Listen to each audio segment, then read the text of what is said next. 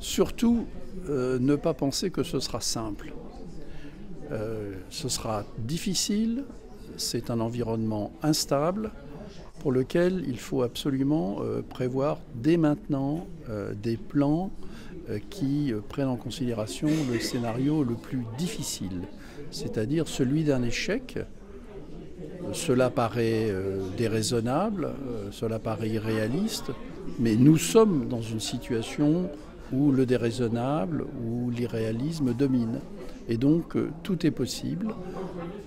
Un échec au niveau des négociateurs, un échec lors des ratifications, qui pourrait nous plonger dans le hard Brexit.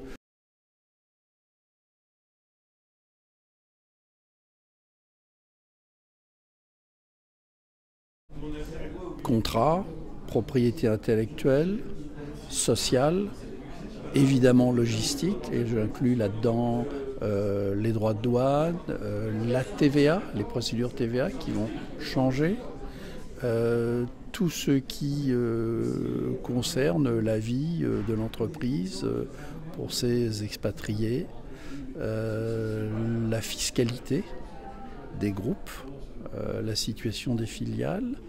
Et puis, si vous avez des chaînes de valeur, voir si par exemple vous importez des produits via le Royaume-Uni qui sont soumis aux obligations REACH, transférer les dossiers du Royaume-Uni vers une entité à l'intérieur de l'Union européenne. C'est bien pour ça que les cabinets d'avocats sont là pour aider.